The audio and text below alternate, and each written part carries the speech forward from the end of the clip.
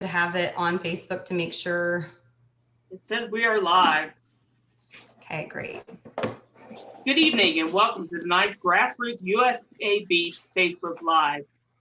We are cowboys, and so tech gets a little questionable at times. Our apologies for the serious delay tonight. We appreciate that you stuck with us.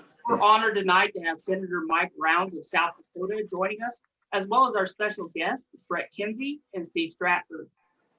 We would ask that you do us a favor and consider sharing this video to your personal Facebook page or even starting a watch party. When you do this, this allows us to extend our reach and gives us the opportunity to reach more American consumers with this important discussion. Throughout the evening, if you have a question, we would encourage you to put it in the comment section. If you didn't happen to catch us live and are just watching this as a recording, go ahead and still leave a question, and we'll try to relay those to the senator's staff and to the panelists and get you an answer. My name is Adam Jones. I'm a cattle rancher in St. Francis, Kansas, and the owner of Crooked Creek Angus. In the past, we've kind of gone around the circle and done introductions. Tonight, though, out of respect for the senator's time, I'm going to ask that the panelists go ahead and introduce themselves and tell about their operations as they naturally come into the conversation. Tonight's discussion framework couldn't be simpler at its foundation. As a U.S. beef consumer, you're well aware that you're paying elevated prices for your ground beef, your steaks, and other beef cuts at your local grocery store and restaurant. At the same time, cattle producers like myself are having difficulty marketing our livestock even above the cost of production. Those two things happening at the same time is clearly not sustainable, and it's damaging and devastating to our industry. To that end, today, Senator Rounds, as well as Senator Smith of Minnesota, released a letter to the Attorney General. You can find a copy of that letter on this Facebook page. And with that, I'd like to invite the Senator into the conversation to talk about what brought about the letter, as well as what are our solutions as we go forward. Thanks, Adam. Look, I appreciate the opportunity, and I'll be brief, and I'd love to get into the conversation with all of you. I come from South Dakota. I live in West River, South Dakota, Fort Pierre. A lot of my friends are cattle producers. My family has cattle producers in it, both on my wife's side and also on my side of the family.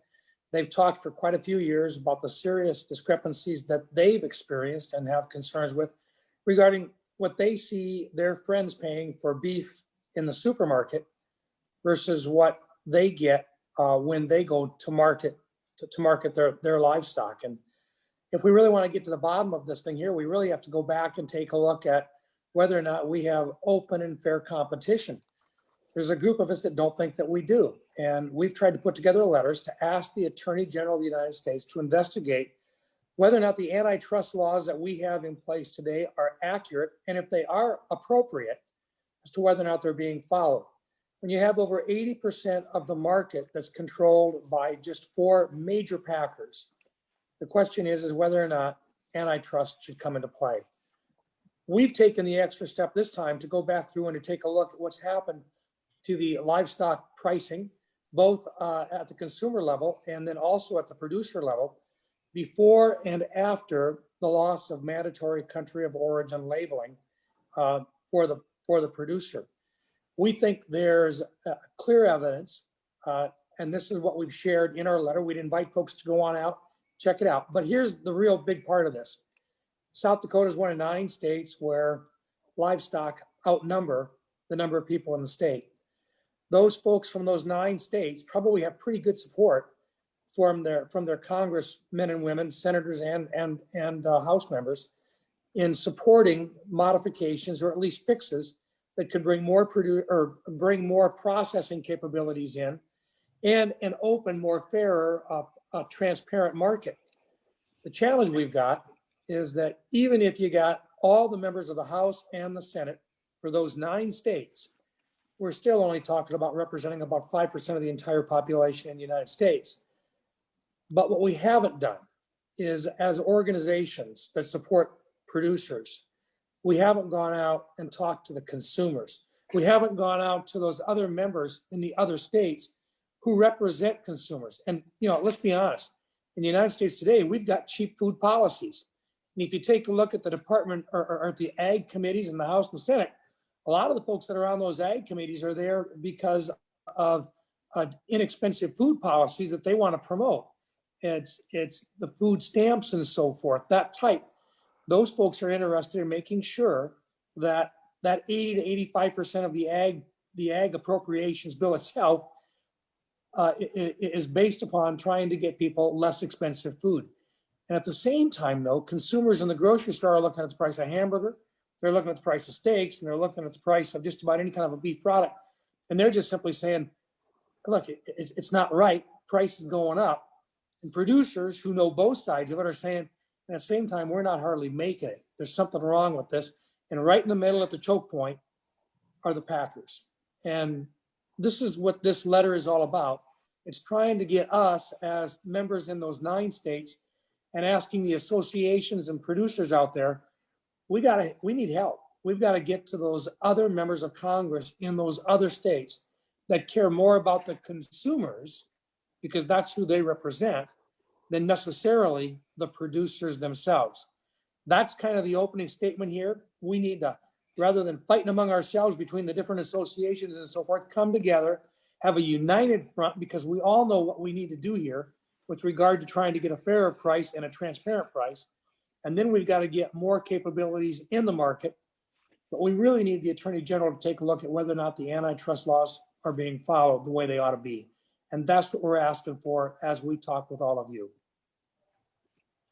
With that, Brett, I'd like you to jump in. You bet. Yeah, I'm Brett Kinsey. I'm a 4th generation cattle rancher from South Dakota, board director for RCAF USA. And I just want to thank the governor for this letter. There have been a lot of letters on antitrust that are going out, but this letter it has meat to it. It has charts, and that's near and dear to my heart as an RCAF member, because we're the chart people, right? But it just, the only problem I can see with it is the paragraph should have been numbered, because every paragraph is hard hitting and it has substance, and it could have pages and pages of footnotes of actual data of what's occurred. You know, the way I explain this problem to people, and I hope we don't beat the problem to death, because I think most of us ranchers know it, but maybe for the consumers. But the problem is that we have 4 companies that harvest 85% of the cattle in this country, and that's one thing. But then when you consider that now we've reached a market where they have 80% of the cattle in this country tied up into captive supply that doesn't undergo value discovery, that would take into account things like consumer demand, imports, all these different variable droughts, $7 corn, all these things. And what we've got is a managed market. And, you know, then the fact that they've not only their goal isn't only vertical integration, but horizontal integration, where if they get beef too high, that consumer can move to their pork line or to their chicken line or to their fake meat line.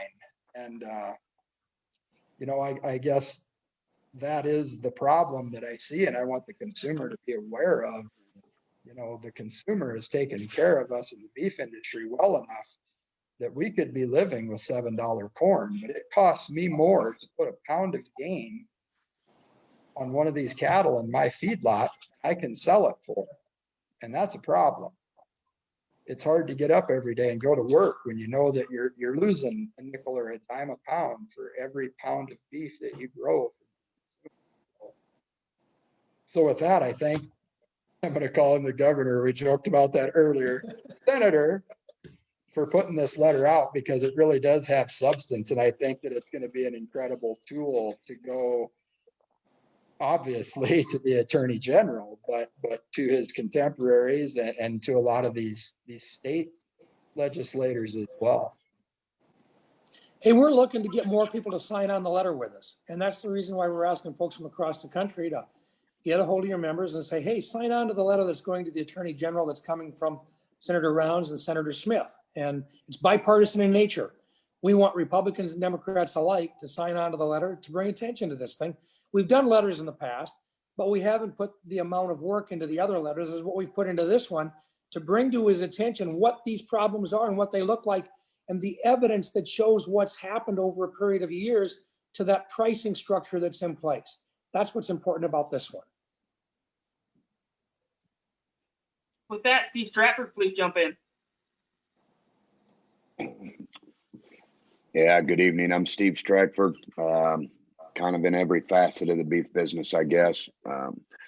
Feel like represent a lot of customers out here in different areas of production. So I would also like to thank the senator for A, writing the letter, and B, taking the time to be on this evening. I appreciate it. I wish we could get more attention from senators even here at home. I guess with that, I'd like to ask him, you know, he alluded to the 9 states and so on and so forth, but what in your mind, Senator, is the holdup from, I mean, I understand a lot of these states aren't as heavy ag as South Dakota and Kansas would be, but every state, even some that we don't think of, has a large cattle population, and the revenue that's getting taken out of these rural communities in your state and from your constituents is astounding. And a lot of it's going to a foreign-owned packing.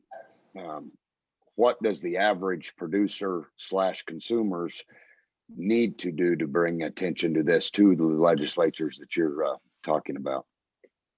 You hit it on the head right there. Bring it to their attention. Let them know that the letter's out there and that they want them to take a look at signing on. Remember, not every single one of these folks out there is going to say, well, I'm from a cattle producing state. They might very well say, yeah, I got ag in my state, but it might be dairy. It might be hog production. It might be that they have a major packing facility located within their state. And all of them have a concern about, well, which way should I go and what's the best interest of the people in my state? But there's a lot of states out there that have consumers in them. And those consumers are the ones that we need to get a hold of and say, look, I'm tired of paying a really high price for beef if I don't have to. And, you know, look, we want producers to get a fair price for the beef. We want that to happen. But when we look at the discrepancy between what a producer's receiving versus the high prices that are at the grocery market, where's the money going? And what's the split? And who's taking the rest of that split? We just simply think that if we can get enough attention brought to this issue, we might get some action at the Department of Justice level to find out whether or not they're really playing fairly with us on this. And I think there's a whole lot of us that don't think that they are. And but it takes more than just the folks in the 9 states. We've got to have attention from the other states as well. And so if we can only get a few people on this, we're not going to have near as much attention to it as if we can get the consumers to talk to their members as well.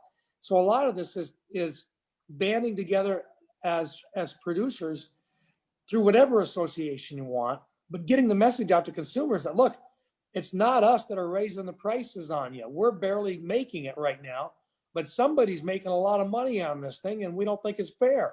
So why don't we all look back at it and find out whether or not the antitrust laws that have been around for 100 years, and back when they were first put in, the same Packers didn't have near the percentage of ownership as what they do today. It's about time that the Attorney General take a look at whether or not the laws are being enforced the way they ought to be enforced. And if they're not, then enforce them. And if they are enforcing them the way that they are, then there's something broken on it, and we'll go back in and try to fix the laws. But one way or another, it's not working the way that it's supposed to. And by the way, just to point out, those same Packers can bring in beef from overseas, boxed beef, bring it in, repackage it. And if they repackage it, they can put the voluntary label on it right now of product of the USA. And they can do it because the United States Department of Ag since 2003 has said it was okay to do it. And they're supposed to be representing us. What's wrong with that picture? Now that's one that they could fix without ever even having legislation put in place if they wanted to. We've brought it to their attention now for 2 administrations and it hasn't been done yet. Why not? Senator, I really There you appreciate go. that last point that you made there. You know, this Facebook page is a consumer group, and these people understand and want to have that labeling information. It's very clear to me that these are active consumers. They're educated on this group. And I think with that, Carrie, I'd like to bring you into the conversation.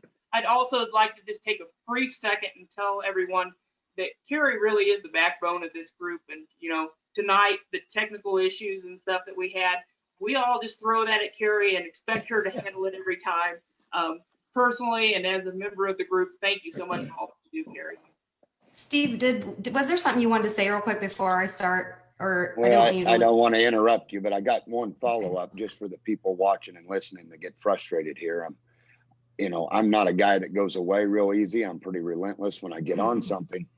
And I know I happen to live in a state that obviously Senator Roberts and Senator Moran didn't want to join the fight and didn't care. But as a senator, what avenue from your constituents hits you the best or gets your attention? I mean, you're sitting out here and we try to contact them, and you call and you get an aide, you get a message machine, you're told to send letters, and none of it seems to have any teeth or anybody recognizes that. So I guess I'd like you to tell the people out here that we are wanting to engage, what is the best way to get the attention of their representatives? When they're home, a personal contact with them, just to let them know that you're really concerned, and share with them the seriousness of what it means out there. In their office, if you send a message and the aide gets it, the senator gets it as well. At least in our office, we do, and I know with the other members. And I remember talking with Pat about it and expressing to Pat before he retired. He understands the challenges on it. Senator Moran deeply cares about what goes on in his home state. I know him personally. He's the real deal. Look, most members of the United States Senate, whether Republican or Democrat, if it's coming from their home state, they care. They got a lot of things going on, but it doesn't mean that if you give them a particular request, that they won't have somebody follow up and see if there's a possibility of being able to help. That's the reason why they got into this gig in the first place. So don't be afraid to make the contact. Make it courteous. Let them know, hey, there's a letter out there. We'd really like to have you sign on. Please send it in. But if you talk to an aide, give them the specifics about the letter and what it is, and tell them how much you want. We follow up with them as well. We send the letters out to all the members, let them know what's going on with them. And we tell them, you're probably going to get some folks calling you and asking you to sign on with it. We'll be happy to answer questions. But it's got to be a coordinated effort. They get hit with this dozens of times, if not 100 times a week, with different issues coming up, from healthcare issues to what's going on in commerce, to the specific committees that they're on and so forth. They'll be helpful if they can, and if they know that you're asking them to do that. But if it's one or two calls, it doesn't get near as much attention as personal contacts or personal letters. If you do a form letters get all bundled up and they said, I got 77 form letters on a particular issue.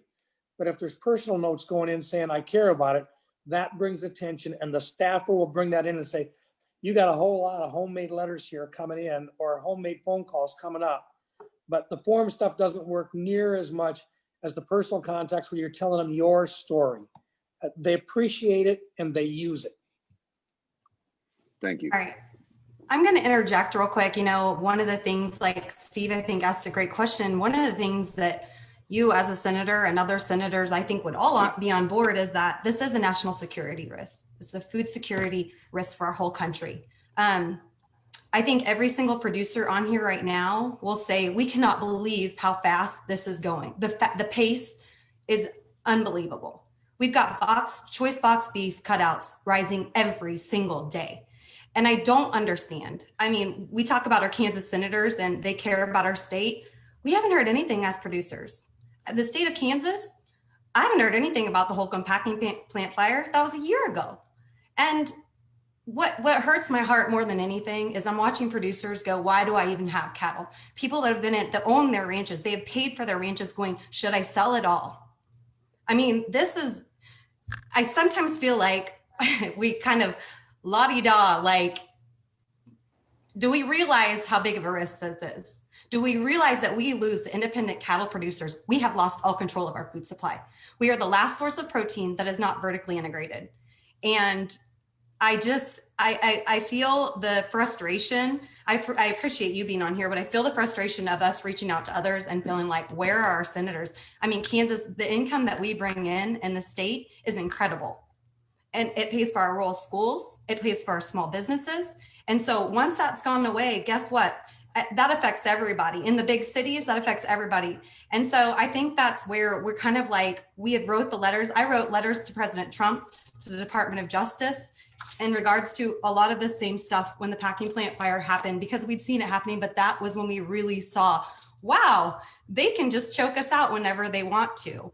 And so, yeah, I appreciate you sharing how we can reach out to our senators, but I also want consumers to know, and I also want to tell you, like, it needs to be discussed that this is a national security risk and that this should be top priority. No more just, oh, it's the cattlemen, you know. But part of that means that we have to expand who we're touching base with. And the ag committees are really important, but just as an example, in the House of Representatives, the ag chairman in the House of Representatives is from suburban Atlanta, you know, Representative Dave Scott. I mean, the ranking member in the House Ag Committee is Glenn Thompson from Pennsylvania. I mean, there's a reason why these folks are on those committees. And, you know, you take a look at it, you got California, Massachusetts, Texas, North Carolina, Virginia, Connecticut, New York, Illinois, Maine, Northern Mariana Islands, New Hampshire, Illinois, New York, U.S. Virgin Islands, Arizona, California, Florida, California, Minnesota, California, Iowa, Washington, California, Arizona, Georgia. I'm just giving you the members on the majority side in the House. Those folks are there because they represent consumers in many cases. And when they're representing consumers, look, there should be an alliance between producers and consumers. If you think for a second that a consumer wants to go into a store and see a product of the USA label or a made in America label and then find out it was never made in America, you're wrong. But we got to bring that attention to them. The same thing when we talk about if they're coming in and they're seeing hamburger that just went up again, they'd like to know why it's going up and they think it's coming back to the producer. So the message has got to be in there. There's a middleman in the middle of this thing, which is choking both. And they're making good money doing it. But the only way you fix the middle is if you get the consumer to help you. And the folks that are on those committees are from states that represent consumers. So let's talk, you know, when we talk Kansas, believe me, your folks from Kansas are more than willing to help, but they by themselves can't do it. Even if you had 100% of all of those 9 states standing up and screaming, we've still only got those 18 out of 100. My message is we've got to expand that out. We've got to send a message to consumers that they're in this with us. And if we can do that, then we're going to get someplace. And that's where I say, you know, when we propose this as, if the consumers understand, every consumer wants to have food. They don't want to pay extremely high prices. They don't want to have processed junk. And so we have such a great following, and that's why this page blew up like it did. And the consumers do care, and they are fighting mad too, like you say about the country of origin labeling. And sorry, I told them to stay out of here, but they don't follow the rules. But you know, I guess real. I just feel like, yeah, every single senator in every single state, like, I don't care what state you're from, you should care about where your food's coming from. And even if you don't eat beef, you should care, because once the independent cattle producers go, guess what? We don't have control of our food supply at all. I'm going to go ahead and let someone else, and I didn't really introduce myself, but I am Carrie Crampton. I'm a cow-calf producer here in Kansas, and as well as through all of this, I decided to go direct to consumer with our beef business. It has been very challenging for those that think like, oh, we should do this. It's very hard. There's a lot of loopholes you have to jump through. Not only the time, doing farming and ranching is a full-time job as it is, but adding that into our plate. So not everybody can do that. And I realize that, and it's been difficult even for us to figure it all out. But I just wanted to say that. So I appreciate what you're sharing. And I've had the opportunity to kind of speak with consumers. It has allowed me to connect with consumers more than I was before. And really, when you're delivering the end product and so many people happy to have USA beef and so many people happy to know exactly where their beef came from and how it was treated. And part of the problem is us producers are trying to compete with foreign cattle that are way poorer quality, that aren't on the same, they don't have near the same requirements or highest quality standards that we have to follow. And so our costs, our overhead costs are way higher than that. And then to import in the amount of cattle that have been imported this year is unbelievable. And what I often hear is that we have an oversupply of cattle. Well, then why are we importing so many cattle here? And then we also hear, well, grain prices are so high, that's why beef is high. Guess what? The Packers only own those cattle for less than 7 days. So they're not paying for those grain prices. And so, yeah, I just think these are things that we need to hit home with. Well, except that they probably are paying for it if they've got a formula set up for the stuff that's in the vertical side of it. You know, and then the other piece of this thing is remember, if they bring in stuff from outside of the United States, and we don't have a mandatory country of origin labeling law here because our trade agreements do not allow us to do it. And that's something that we can also go after to try to fix. If we direct our US trade representatives to write the trade agreements to allow us to do that, then the World Trade Organization, WTO, doesn't have the ability to fine us for doing mandatory country of origin labeling. So that's the direction we need to go there, is to get the trade reps directed to put that into our trade agreements. But in the meantime, the Department of Ag still allowing for voluntary labels of product of the USA to go on that stuff from overseas. If consumers knew that the beef that they were consuming was coming in from overseas, they'd probably think twice about it. And they would at least wonder, because most people think that it's coming from the upper Midwest, or it's coming from the Midwest, or it's coming from a farming operation someplace in rural America. And right now, with the amount of vertically integrated beef that we've got coming in, including their beef from overseas, that doesn't get accounted for in the marketing. And so that's part of what we're trying to address in this particular case by going to the Attorney General and sharing with them that this was never anticipated with the antitrust laws that were written 100 years ago. Senator, here's a little bit of a concern with me there, bringing that to the consumers right now. Is right now you do have the beef that's commingled at the store, and if you know, we have a fragile competition against the cheaper proteins. Now we have fake meat, and we don't want to go out there and badmouth beef under the pretense you're not buying American beef and hurt our per capita consumption at the retail sector. It's kind of like slitting our own throat right now. It's a real dicey situation there to publicly tell them, hey, what you're getting might be foreign beef and this, that, and the other. And right now, with boxes so high going into the dog days of summer, you know, you change eating habits here going into summer when pork and chicken kind of take the lead anyway. And now you throw this at it. We get into a demand problem on top of labor issues with the plant and not being able to get us current. That poses a lot more problems for us. Well, I'll just share with you that I think the associations that represent producers have got to decide whether or not mandatory country of origin labeling is a good thing. I didn't start out in favor of mandatory country of origin labeling. I got to be honest with you. I kind of wanted to go the route of saying, you know, let's put it together and let's market the fact that it's U.S. beef and talk about the quality that we've got. But I've come to the conclusion that until we fix the mandatory country of origin labeling thing, we're going to have a heck of a lot of foreign beef competing with U.S. beef. And I can vouch for the quality of U.S. beef. But I think sometimes right now, and maybe I'm wrong on this, and maybe this is the wrong place to say it, but I think that brings down the quality of the beef that they think might very well be U.S. beef, and it may not be. And I'm not sure the quality's out there. And most certainly, I think we do the best of any place in the world. And There's not, maybe some of the folks out there like that grass-fed stuff. I personally like corn-fed beef. That's just my own feelings, I guess. But if you think that's a real problem out there, we need to find another way to point out that beef coming in from overseas is not helping the Made in America movement that most of us think is pretty important right now. Yeah, I totally agree, and I'm full support of MCOOL. And I think it's almost criminal that the U.S. producers can't differentiate their product.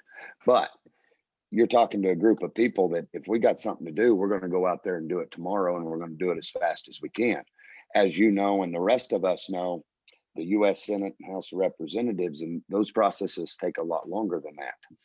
And so I have a hard time supporting alerting the consumer or say bad mouthing our product when it's 2 years down the road before we can get that fixed. Okay, and let me just come back to this. The letter to the Attorney General for me is primary right now.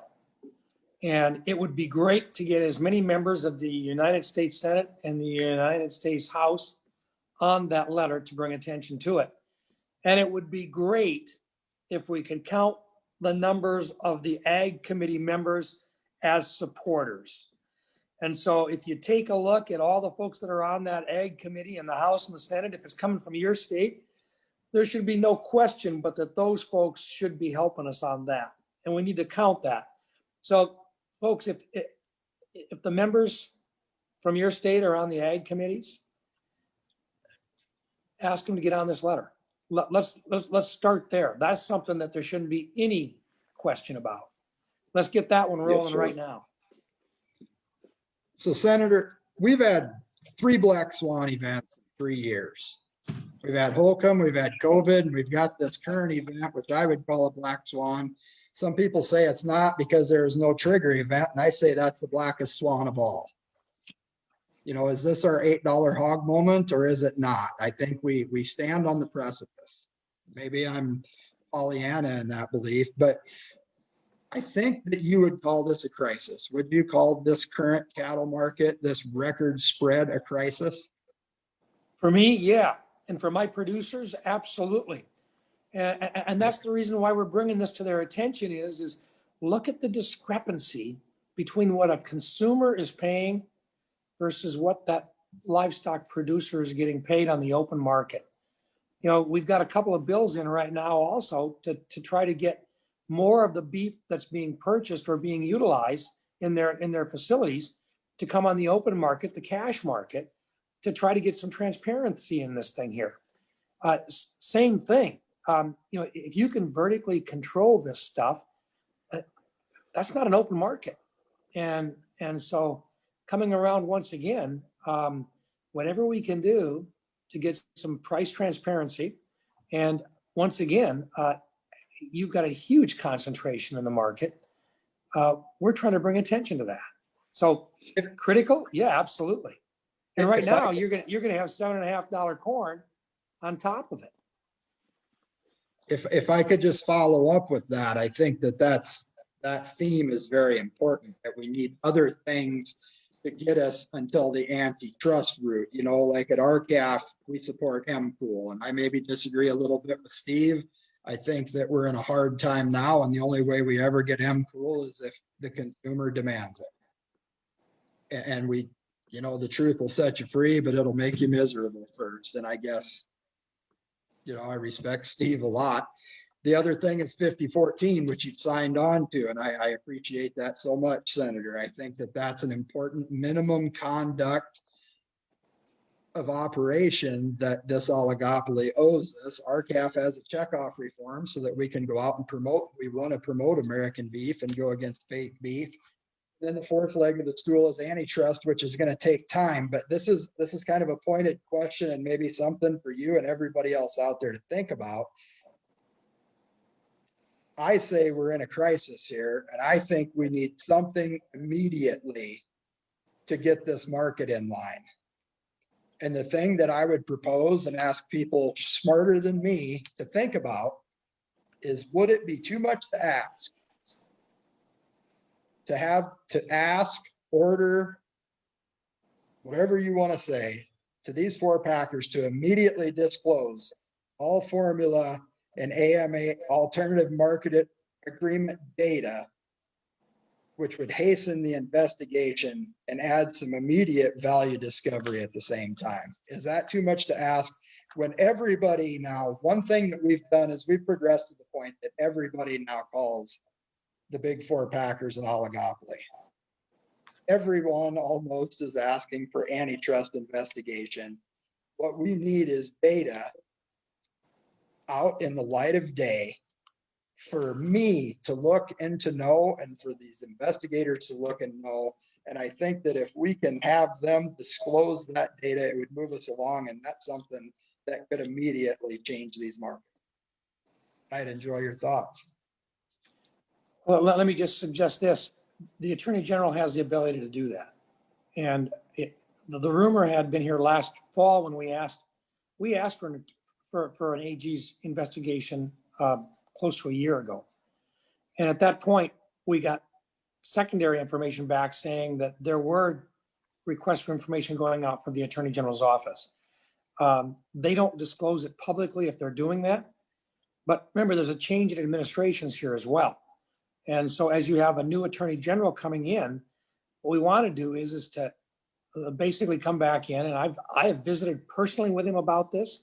When he was up for nomination here, I told him, I said, look, I'm a Republican, but I think you're the president's nominee and I respect you, but I really want you to recognize how serious this is. And he understood what we were talking about. And I don't think I'm the only one of the members of the Senate that expressed that point of view. What we're trying to do now is to bring out, and in our letter, I think we're pretty clear about the discrepancies that are occurring within the market. And what we're asking is he has the ability to subpoena that information. He can do an investigation on that. They may already be in the middle of it, but what we're doing is we're bringing immediate attention to it, and we're bringing consumers in at the same time to kind of bring a focus and attention and pressure to really move this thing along. And so, honestly, you're on the right track, but the person who can do that the fastest is the U.S. Attorney General. And that's what this letter is designed to do. And this is not a letter that would take 6 months to get done. This is one that we're expediting. We want to get this thing done in the next week, 10 days, get as many people as possible on it. And then I want to get it to him, and then I want to talk to him. But that's what this is all about. I mean, you're on the right track. And I just want to add to, like, this letter, maybe you did just release this today. And so we've got so much we can do. And I think consumers, call up your senators, I don't care what state you're in, and tell them about this letter. I think, that's one of the things we really need to focus on tonight, because if we can get a lot of support from a lot of states, that's huge. And I think that's the point you're trying to make. Exactly. And look, this isn't the first letter that we've done. We've done letters last year. We started out, there were like 4 of us on the first letter. We had 18 on the second letter. But now we want more than that. And we went into more detail on this one. We're not just complaining. We're not just saying there's something wrong. We're pointing out the problem, and we're using numbers to do it. That's what makes this one different than the other letters that we've sent in the past. Do you think those first 18 will sign on to this right away? I see no reason why they would not. I know that there was another letter that just went out this week as well. It took a little bit different approach in terms of telling them that there's a problem. But this one actually goes in and shows where the problem is at. So we're hoping that those same folks will sign on to this letter as well. But once again, we need those 9 states. We need the members, both sides of the aisle in those 9 states, House and Senate, to come on board with this and bring attention to it. I would like to bring in Shane. He's been sitting here patiently, but one thing I would mention real quick is Shane unmutes so he can come on in. Just wanted to tell those consumers, we've got some that are very active. They're really good about sharing details. This letter would be excellent. There is so much power in social media and Facebook. If you are just a consumer, your only tie to the cattle industry is that you enjoy a steak. Make sure that your friends, your neighbors are also seeing this letter. and go ahead and add your 2 cents. Why is this important to you? Go ahead, Shane. Hey, can you hear me all right? Yes. Okay. Well, thank you, Senator Rounds, for joining us tonight. I'm going to preface my question with going back to the Holcomb fire in August of 2019. That was the week of our county fair. We had all of our market animals, steers and heifers, all had Tyson tags in their ears. That fire happened on Friday. That Saturday morning, Tyson released a letter and told our 4-H kids that the floor was no longer there. They were more than welcome to market their cattle anywhere they wanted to, but they were going to take a 30-40 cent hit. Well, what's that tell you? That the kids didn't know what to do. Everybody was beside themselves. There was an investigation that started at the DOJ. To my knowledge, there has been no anything that's come out of that when they artificially inflated the prices after that fire. We fast forward, we have COVID, box beef has just become an accordion to the price of the fats, which a lot of our consumers don't understand the relationship between live cattle prices and box beef prices. Granted, we've had 3 different administrations here in the last, 12 years. We look to the DOJ to be a Department of Justice. Is justice even going to be served anymore? I mean, we want to play the political football, but we got Republican, Democrat, Republican. That shouldn't even matter when it comes to the Department of Justice. So do you think that this thing is even going to have teeth? And where are we going to go from here with this letter? We can't complain if we don't try. And we can't hold them accountable if we don't give them the charge in the first place. So, do we give up? No. Is it worth it to the next generation to say that we did everything we could and we stuck with it and we moved with it and we gave this new Attorney General the opportunity to do what we believe is right? What's the alternative on this? I'm not ready to give up. And I don't think our producers out there are ready to give up on it. And we don't have a better way to go than to trust that if we bring this in and we lay out numbers for them and we just ask, look, these are designed to protect us. And when the laws were made 100 years ago, they were designed at a time in which the 4 top Packers at the time had probably 52, 53% of the market. Today, they've got over 80% of the market. And the pricing for those producers that are remaining, the independent producers that are out there, clearly is not working, and we're sharing that with them now. So, number one, let's not quit. Let's not get discouraged on it. Let's give this Attorney General the opportunity to show that he is serious when he says he wants that job and he wants to do it right. And then remember, nothing in Washington gets done easily. If it was easy, it would have been done a long time ago. So let's go on in. Let's not get discouraged. Let's give it the best shot we've got. And then let's move from there. But this isn't the time to get, queasy about it. Now's the time to flat out look at it and say, what's it going to take to do it? Let's bring in not just the 9 states. Let's get the consumers involved in this. Let's do it what you do when you do a grassroots for producers. Let's do grassroots for consumers as well. Let's let them know what this is costing them on a weekly basis. And let's show them the difference between what they're paying and what that independent cattle producer's getting paid. But this is where you start. And the Attorney General has the tools available to get this done. And if we're wrong and they're treating us fairly, according to the law, then the law needs to get fixed. But we need to find that out. Right now, I think the antitrust laws are there, and I think we have to have the investigation. And we're not going to get it, and we're not going to get pressure on them to get it done unless producers and consumers come together and push it. I promised the senator staff that we would definitely watch the time.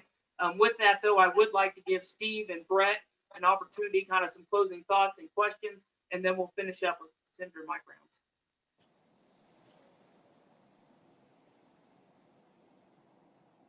Steve, go ahead. Yes, sir, Senator. I got a question. You've been alluding to laws on the books for 100 years. There's also Packer ownership laws on the books. And in the sale barn business and order buying business, I deal with the P&S all the time. So I know they're staffed and I know they watch things. You know, if a guy's neighbor came in and charged a commission to order by kettle for him for $150, the P&S would find it within a year and want to know why they're not bonded.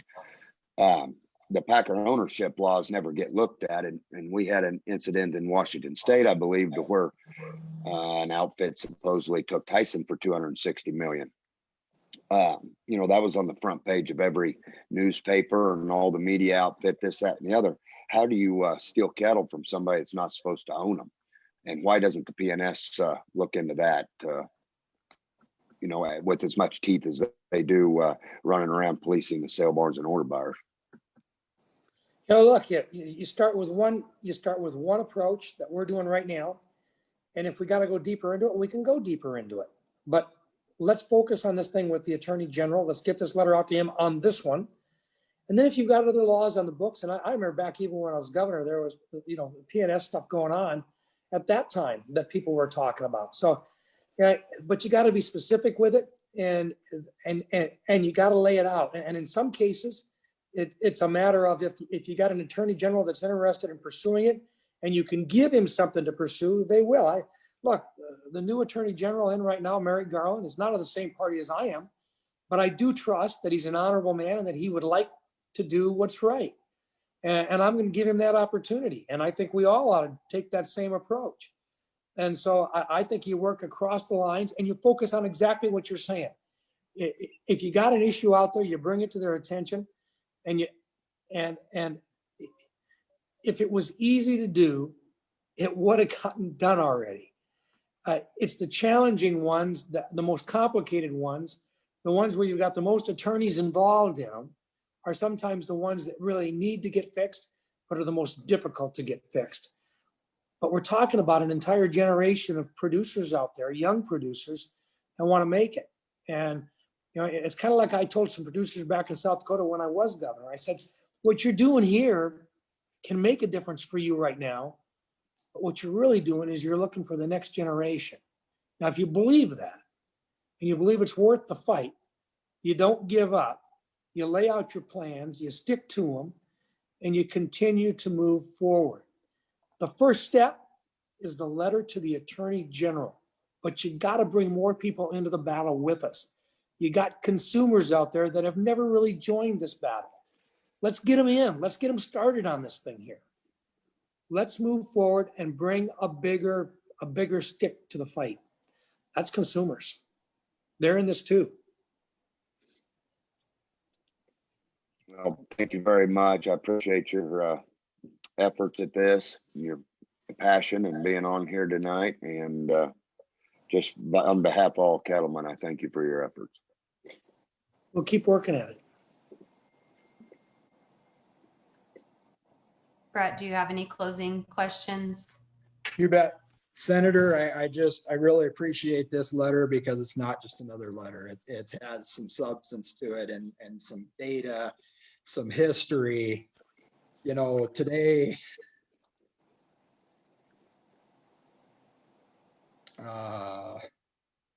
urgency, Senator. This thing is urgent. It really is. I'm doing all right. Okay. We work our butts off. We're keeping it together, but today we work cattle with our boys.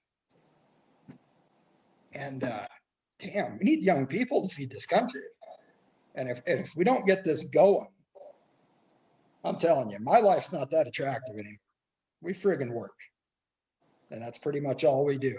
It's worth it if there's a carrot on the end of that stick. But when it just becomes a stick, it's not worth it anymore. So I really appreciate your comments to getting people involved, because that is the key. That is absolutely the key. When the average man stands up and helps earn this, he'll take care of it once we get it fixed.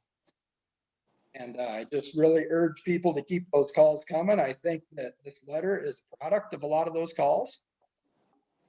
And, you know, the yearlings are going to start running in 60 days here in South Dakota. Well, 30 to 60 days here in South Dakota. Runs 150 days away. And the way it looks right now, it's not going to be real good. I sure hope and pray that I'm wrong. But I just really urge everybody to get behind this letter. I urge you to look into disclosing all these sweetheart deals. You know, one way to disclose these things is when they go bankrupt, like Easter Day did in Washington State. We got to find out that Easter Day was going to the sale barn and bidding against people like me. That meat packer was writing him a check to cover those cattle, and the guy still couldn't make it work. I guess just urgency, public involvement, and I really thank you for this. Thank you.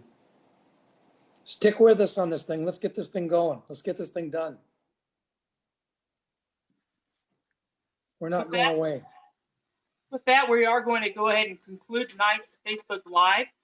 Would encourage you all to look at the hashtag We Have Beef with Packers. Please use that when you're on social media. Facebook, Instagram, Twitter. You know, that is how we reach consumers. And if you are a consumer, that's how you reach other consumers. Very special thanks to Senator Mike Rounds, as well as Senator Smith from Minnesota, who also was on this letter. To our panelists tonight, thank you so much. Everyone, good evening. Thank you. Thank you. guys. Thanks, guys. And I just wanted to add one more thing. You know, we have shared this letter on the US Grassroots beef page. So, I mean, go ahead and copy that into your email or your letter that you're sending to your congressmen and women, because I think that's really important that they're seeing that you read it and add in your own words to that. So thank you, Senator Rounds. I really appreciate what you put in this letter, and I really appreciate you taking the time to come on tonight, even through my technical difficulties. Thank you, everybody else, for watching and sharing. We really appreciate it. Have a great evening. Thank you all. Bye-bye. Thank you.